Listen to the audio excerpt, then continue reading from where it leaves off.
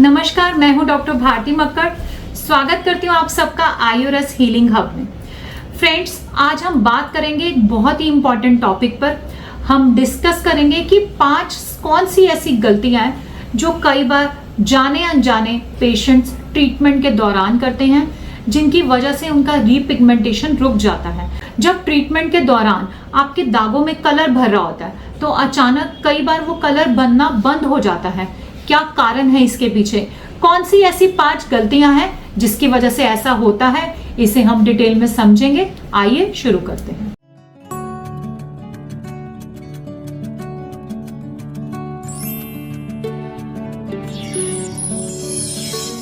Number 1, सबसे पहली गलती है और सबसे बड़ी गलती है डाइट को इग्नोर करना। अक्सर पेशेंट जब ठीक हो रहे होते हैं, इलाज में अच्छा फर्क लग रहा होता है, तो सोचते हैं कि चलो एक आध बार ये चीज खा लेने से देखते हैं क्या होता है। एक बार खाने से कोई नुकसान भी नहीं होता।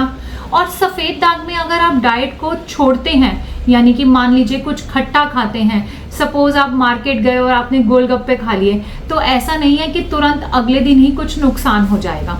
जैसे डायबिटीज में अगर हम मीठा खाते हैं तो अगले दिन ही शुगर बढ़ती है। हम चेक करते हैं तो हमें पता चलता है कि शुगर का लेवल बढ़ गया है और हम समझ जाते हैं कि हमने जो कल मीठा खाया था ये उसका ही अंजाम है। लेकिन सफेद दाग में ऐसा नहीं होता। सफेद दाग में आज आप जो खाएंगे उसका रिजल्ट कुछ दिनों बाद आपको मिलेगा।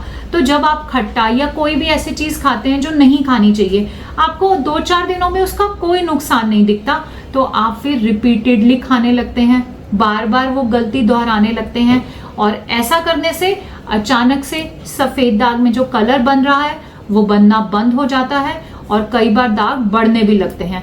फिर आप डॉक्टर से पूछते हैं ऐसा क्या हो गया जिसकी वजह से अब रिकवरी नहीं आ रही, क्या दवा में कुछ बदलाव की ज़रूरत है? और अक्सर जब मैं पेशेंट से डिटेल बात करती हूँ तो पता चलता है कि या तो उन्होंने आम खा लिया था या उन्होंने ऐसा कुछ खा लिया था जो सफ़ेद दाग में ज़रूर नुकसान पहुँचाता है, जो उन्हें नहीं खाना चाहिए था।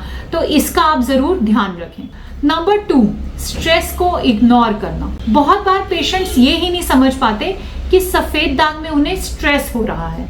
हमारे भारत में अगर हम किसी चीज़ के साथ स्ट्रेस का नाम लेते हैं या टेंशन या तनाव का नाम लेते हैं तो लोगों को लगता है कि नहीं ये अच्छी बात नहीं है, इसलिए लोग इसे स्वीकार नहीं करते और टेंशन होने के बावजूद कहते हैं हमें कोई टेंशन नहीं है, अब हम टेंशन लेना बिल्कुल छोड़ चुके हैं।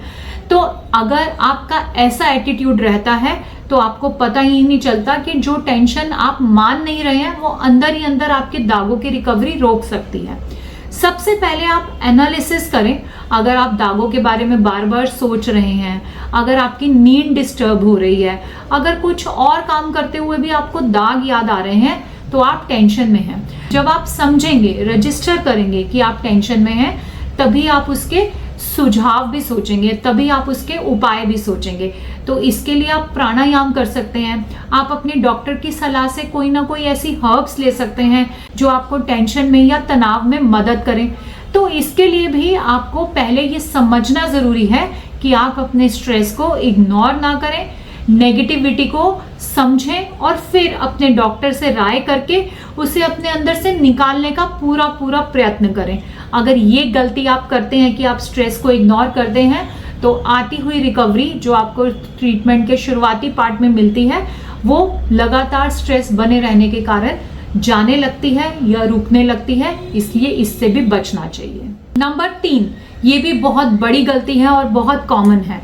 लोग दवा कर रहे होते हैं, इलाज कर रहे होते हैं, आराम भी आ रहा होता है, लेकिन अचानक उनको लगता है कि और तेज आराम कैसे आए, तो इसके साथ और घरेलू उपाय शुरू कर देते हैं। घरेलू उपाय अगर आप किसी डॉक्टर की सलाह से कर रहे हैं और जिस डॉक्टर से ट्रीटमेंट ले रहे हैं उसकी नॉलेज से कर रहे हैं, तब तो आपको यकीनन फायदा होगा। लेकिन कई बार आप बिना कुछ भी समझे, बिना अपने डॉक्टर की राय से एक घरेलू उपाय शुरू कर देते हैं जो कई बार आपको ऐसे लोगों ने बताया होता है जो सफ़ेद दाग के एक्सपर्ट भी नहीं हैं, और फिर उन उपायों की वजह से आपके दागों में रिकवरी आनी रुक जाती है। क्योंकि बहुत सारे ट्रीटमेंट्स को मिक्स करने से भी नुकसान होता है। कई लोग आयुर्वेदिक के साथ एलोपैथिक को मिक्स कर देते हैं।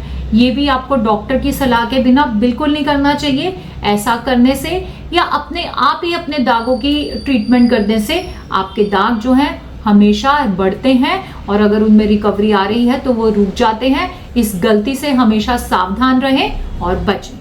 नंबर 4, डॉक्टर से लगातार सलाह नहीं लेना। ये बहुत ही ज्यादा कॉमन मिस्टेक है।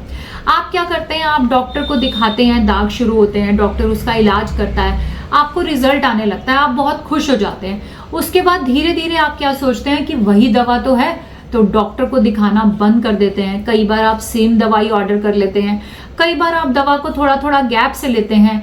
2 महीने की दवा को 3 महीने में या कई बार 4 महीने में खत्म करते हैं, और फिर डॉक्टर की अपॉइंटमेंट जो 2 महीने में होनी चाहिए उसे 4-4 महीने या 6-6 महीने में ले रहे होते हैं। ऐसा करने से भी आती हुई दागों की रिकवरी रुक सकती है, क्योंकि दवा जो है आपके दागों की स्थिति के अनुसार बदलती है और मौसम के अनुसार भी बदलती है, और आपके दोषों में कैसा संचय है उसके अनुसार भी बदलती है। अगर आप लगातार रिकवरी आते हुए डॉक्टर से सलाह बंद कर देते हैं और वही दवा चालू रखते हैं जिससे आपको रिकवरी आ रही है, तो वो हो सकता है आने वाले मौसम में या आपके अब जितने दाग ठीक हो गए हैं उसके लिए वो दवा ठीक ना हो, और आपको जो अच्छे रिजल्ट आ रहे होते हैं वो रुक जाते हैं। इसलिए आप ऐसा कभी ना करें, लगातार अपने डॉक्टर से संपर्क करें। इस बात का भगवान से बहुत बहुत शुक्रिया करें कि आपके सफेद दागों में रिकवरी आ रही है, और जब रिकवरी आ रही हो तो डॉक्टर से बिल्कुल रेगुलर कंसल्ट करके टाइम पे अपनी दवा लिखवाएं, ताकि अगर उस दवा में बदलाव की जरूरत हो तो डॉक्टर समय समय पे वो कर सके, ताकि आपको लगातार अच्छी रिकवरी आए। नंबर 5, सन एक्सपोजर को ठीक तरह नहीं समझना और ज्यादा उपयोग में लाना।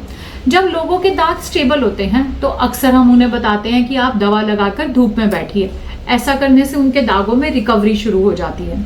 लेकिन किसी किसी पार्ट में अगर रिकवरी स्लो हो या पेशेंट को ऐसा लगे कि हमें और तेज रिकवरी चाहिए, तो वो इसके लिए ज्यादा देर तक धूप में बैठना शुरू कर देते हैं, जो कि बहुत ही गलत है।